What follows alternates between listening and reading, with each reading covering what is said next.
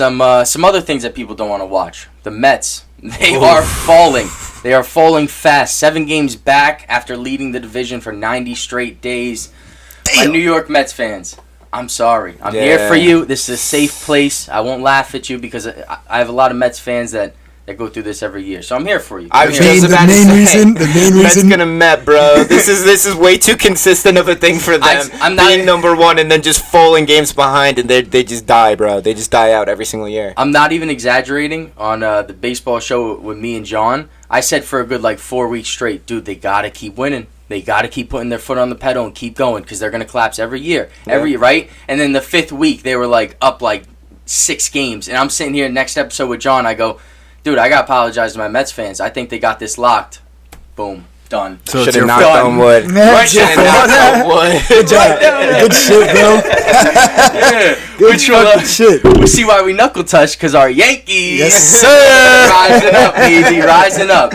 I was going to say, though, the main reason that this is, in fact, you can trust Russo when he says this is a safe place for Mets fans is because Russo's a Jets fan. So he gets it, all right? You're right. You are right. He understands you guys. You can speak with him, DM us, whatever. Russo will handle that. He'll talk you through it. He's been dealing with it for years, as have you. Yep. And, you guys on the same page. Safe place but sure. Let's go Yanks. The more I think about it, too, it's just funny. It's will we ever see both New York teams thriving?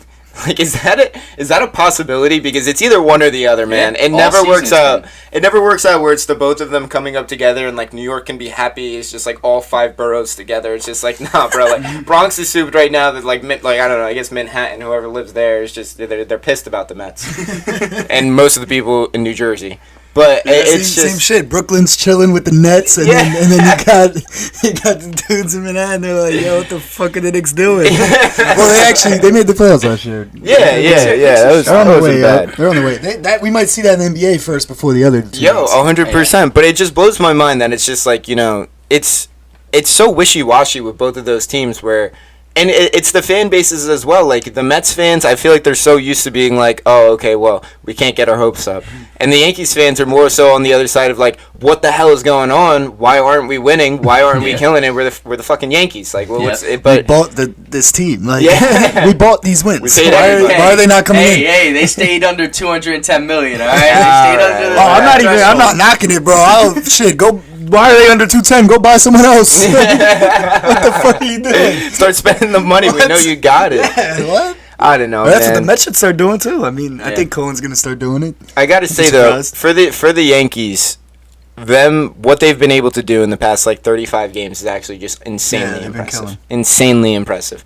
They're kind of coming together. They're making that nice run. They're obviously in the lead for the wild card and everything. But that's a scary team. That's a very, very dangerous team, and if they can keep up what they got going on, then, they just swept the Red Sox, bro. They're ready to go. They're ready to go. That's what I'm saying. Not saying that the Red Sox are anything special this year by any means, but I'm just saying they looked good. In what is it? Their record was 28-6 after they swept the Red Sox, and for the past 34 games or whatever it was. I'm pretty sure that was close to that. Yeah, close to that. But at the end of the day, it's just the Yankees are finally putting it together, and.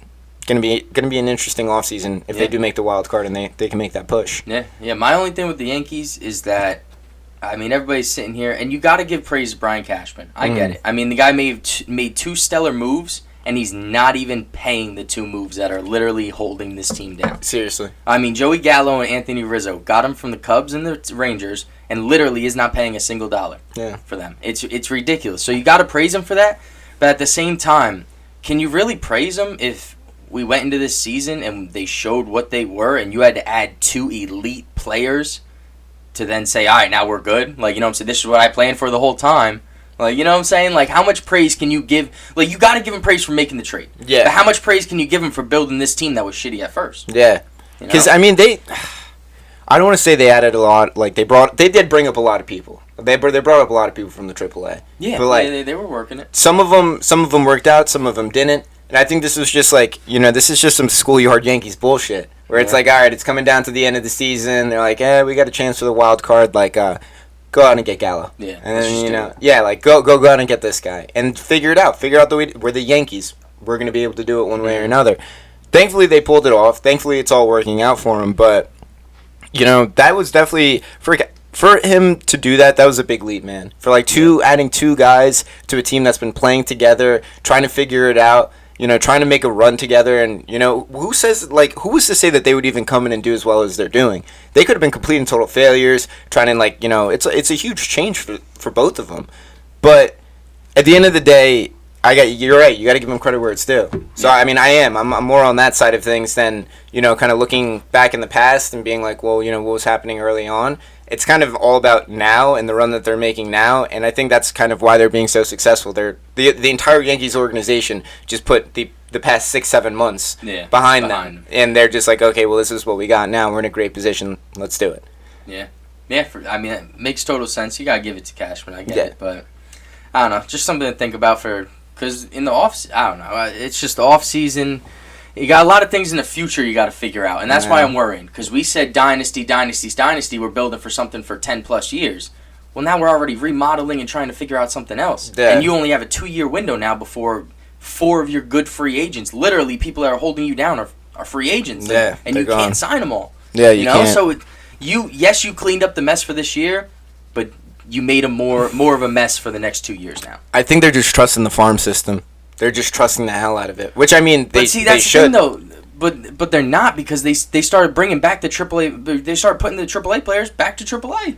So it's like you're not even using them no more. Some of them weren't ready, though. Some of them were not ready. I mean, I'd make an argument that Estevan Florial should be starting center field, not Jonathan Davis. I would agree with that. We picked up off waivers from the Blue Jays. It just I don't know, man. They seem to.